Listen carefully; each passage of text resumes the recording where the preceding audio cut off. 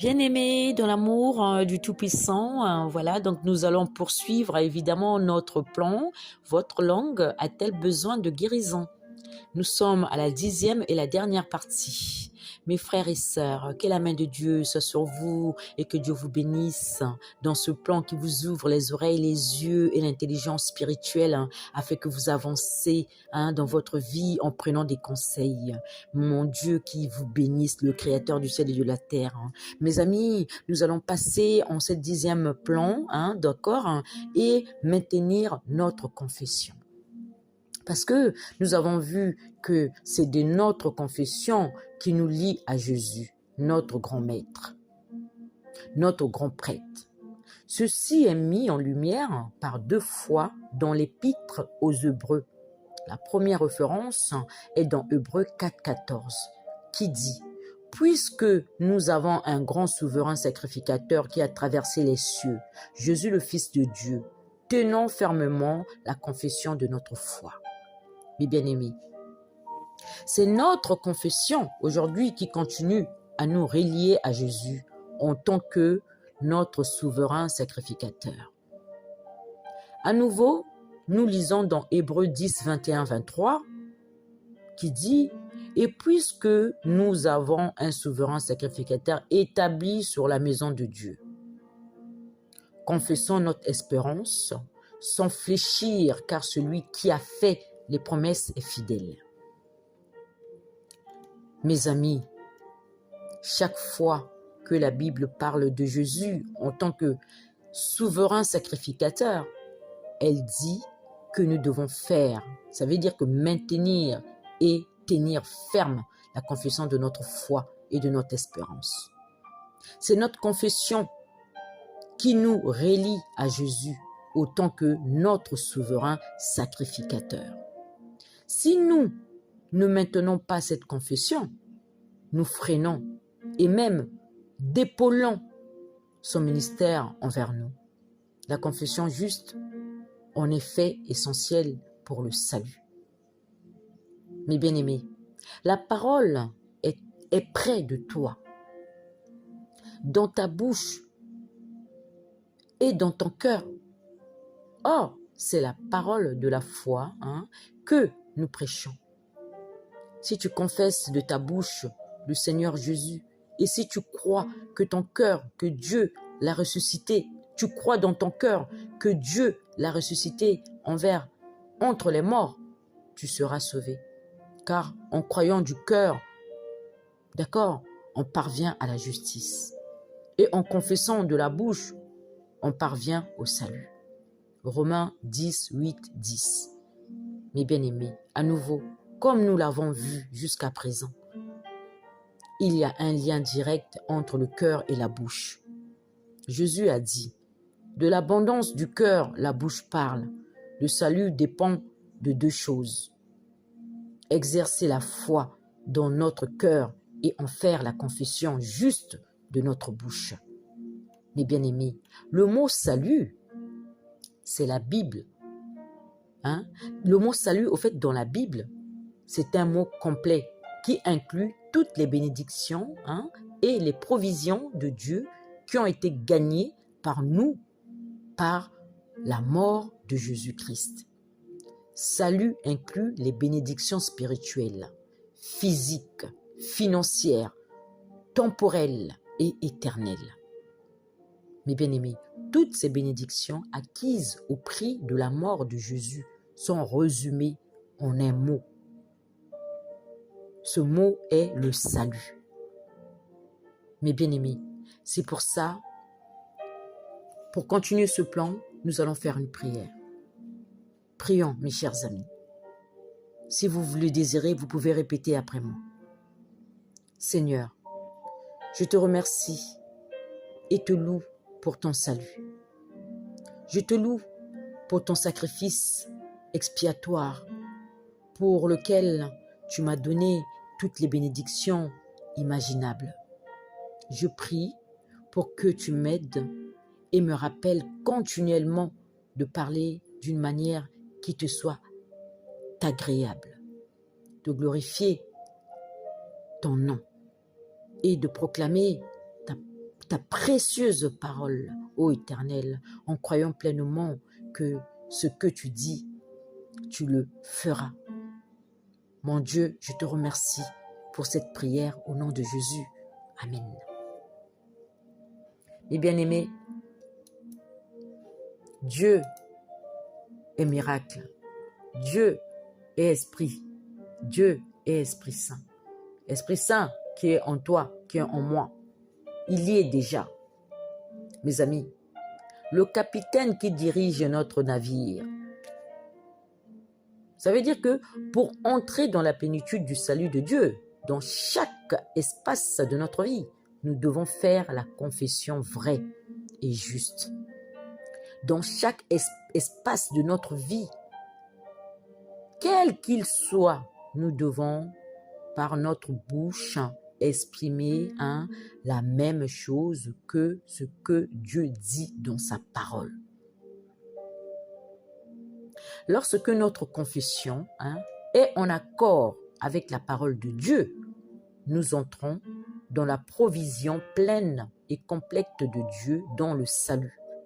Et nous jouissons du ministère de Jésus autant que souverain sacrificateur, opérant pour notre avantage dans les cieux.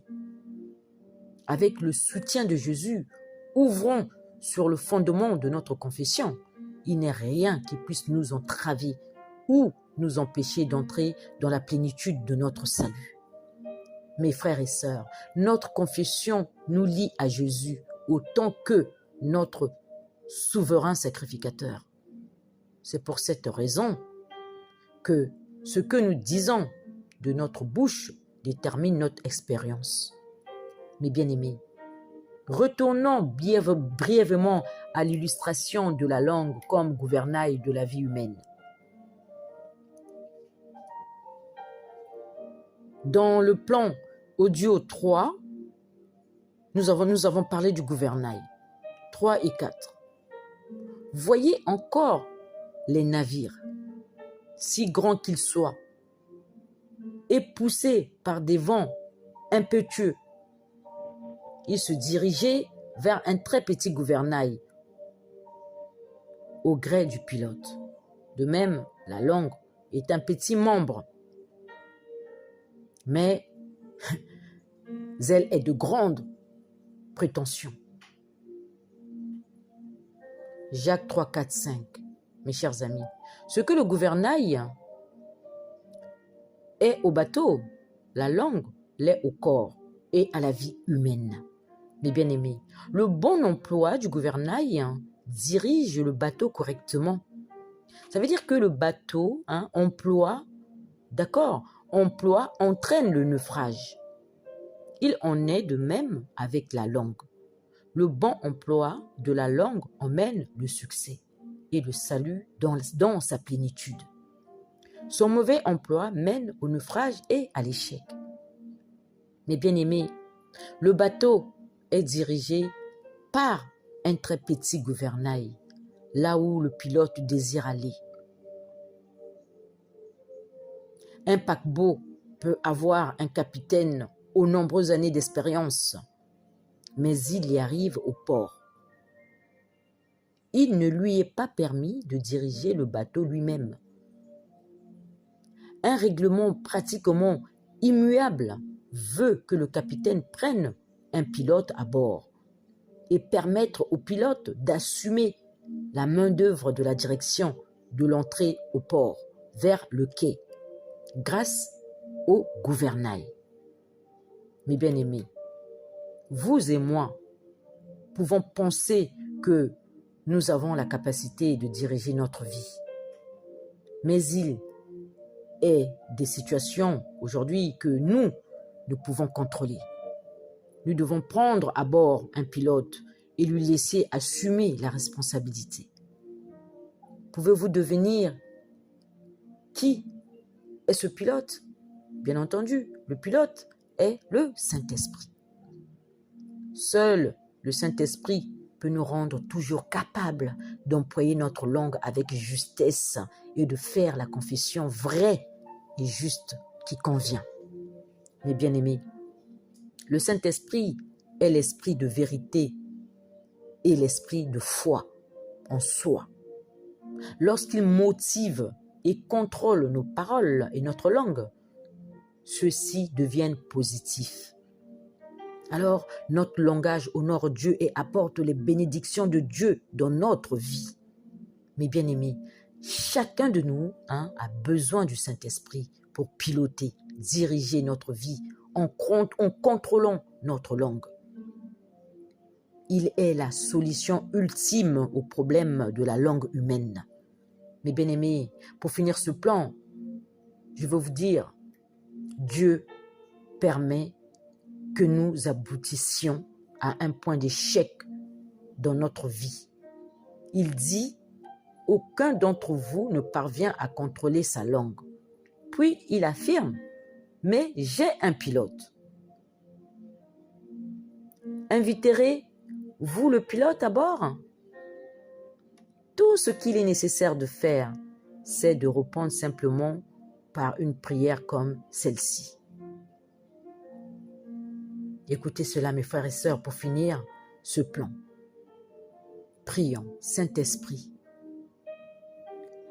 Je ne peux pas contrôler ma langue de manière juste. Viens et prends-en le contrôle. Je me soumets à toi en toute confiance. Saint-Esprit, donne-moi une langue qui glorifie Dieu. Amen.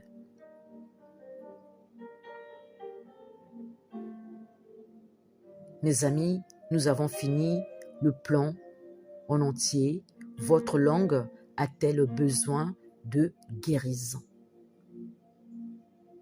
J'espère que du 1er au 10e plan d'audio que nous avons fait, que vous pouvez retrouver à n'importe quel moment dans les pages Seigneurie Études, va vous édifier, mes amis. Et aujourd'hui, pour ceux qui ont lu du 1er, qui ont entendu ce plan du 1er jusqu'au 10e, je dis félicitations. Vous venez de terminer sur le plan. Voilà, votre langue a-t-elle besoin de guérison? Et j'espère que ce plan aura une grande bénédiction pour vous. Voilà, mes chers amis, je vous dis shalom, shalom, que Dieu vous bénisse dans ce plan.